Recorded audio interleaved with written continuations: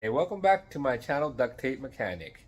In this video, I'm going to show you how to fix a stuck timer on an older style Whirlpool or Kenmore washing machine. So if you find this video to be helpful, make sure you subscribe to my channel for more DIY and tinkering videos. Alright, so here is the washing machine in question. It's an older style Whirlpool direct drive washing machine. These things are absolute tanks, and if you follow this channel, you know I praise these things a lot because they can last 20 to 30 years, no problem. But this particular one has a kind of a notorious issue, well, after 20 years I should say.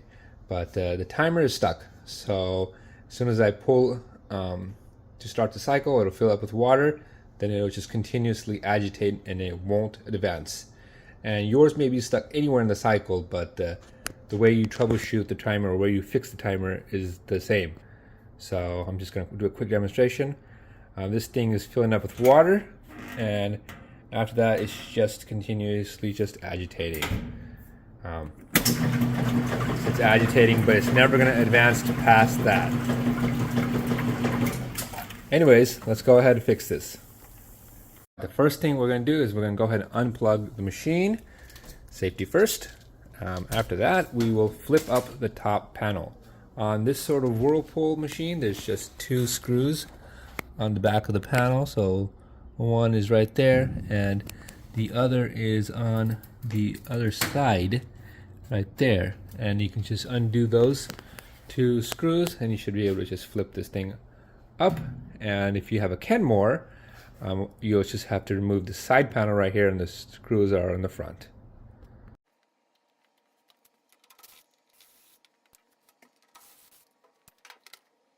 To remove the timer, you have to make sure that this knob is pushed in.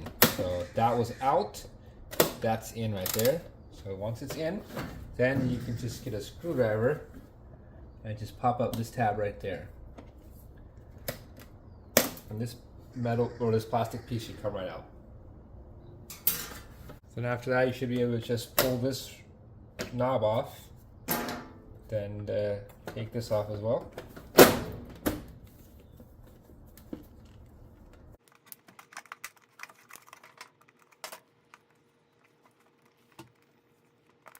And then take off that little screw that holds this in.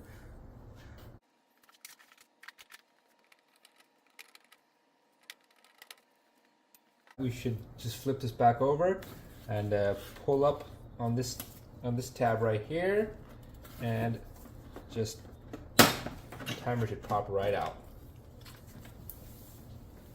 And I found that after removing it, it's easier to undo this electrical connector because it's pretty heavy duty, so it's a little bit tough to get off sometimes.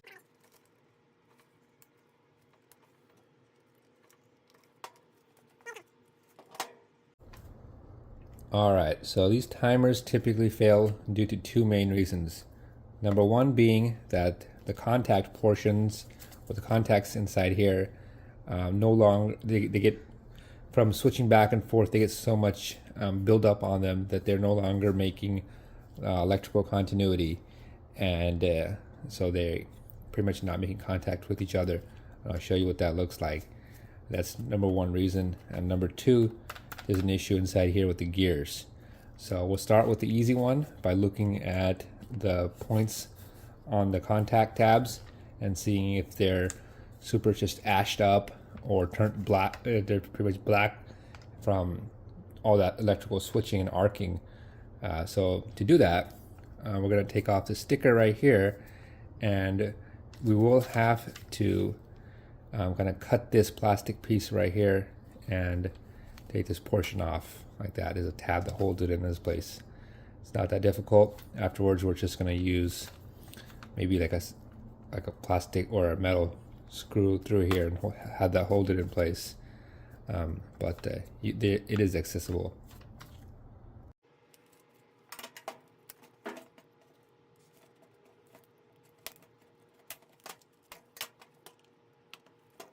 The best way to get to the contacts is to first cut this plastic piece and then just kind of pull up on these two tabs on the outside.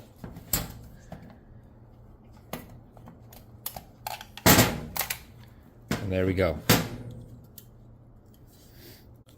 Alright, so I found that there's actually two portions that you need to clean. So one on the bottom right here, pretty easy to separate or just stick a file into, and then just do it that way. And the one on the top, what you can do is you can just pull this part up, and you don't want to be too aggressive with it, but that allows you to get to the contact right here on the top. You can just kind of scrape at that.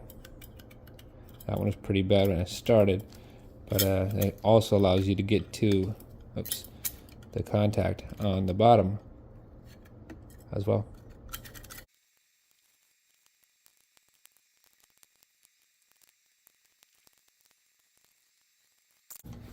Alright, so I got the contacts all cleaned up right here. I'm going to go ahead and just put it on. I'm not going to put the set screw in just yet. I'm just going to see if this works. If it doesn't, we're going to have to see if there's an issue with the gearbox.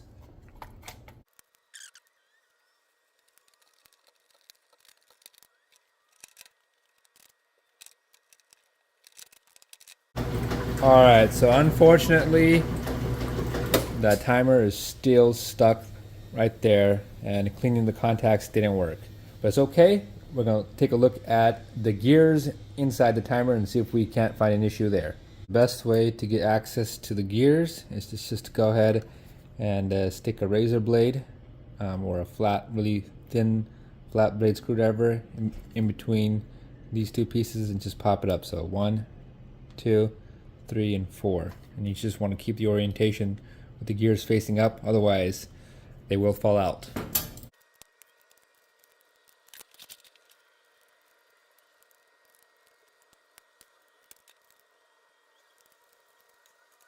Most of the time on these ones, the inner shaft gears stripped, so you just have to take off these gears one at a time.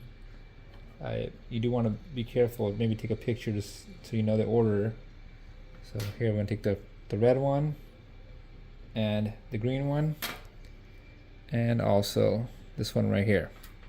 So when we take that one off is when we actually see what's going on. That shaft gear is completely bald, and I'm gonna bring in another timer from another machine that's very similar, and you're gonna see what that should look like. So as soon as I take that off, you'll see that it should have these sort of teeth on there. While this one right here, it's just completely bald.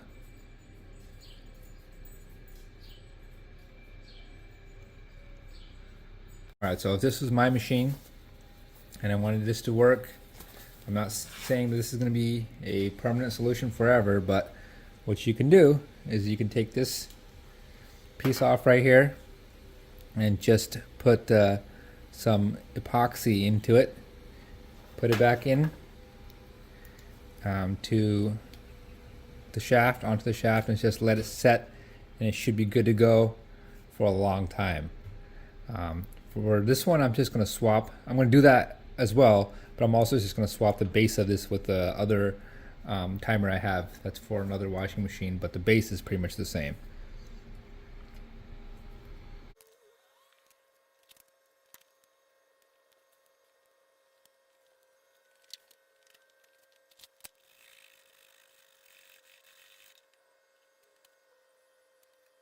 Alright, so I did have to use a couple of screws to hold everything in place.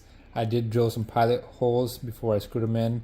You don't want to go too crazy because this is plastic, otherwise everything will break. This is just to make sure that nothing comes loose and everything is nice and tight. Alright, let's go ahead and put this back in and see if it works.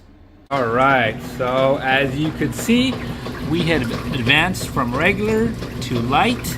So if this is your own personal machine, I would not hesitate to use that epoxy to repair that the shaft that's been stripped or just broken off. For me, I'm going to go ahead and swap the bottom of the timer with a similar one I have, and then keep the contacts on top the same.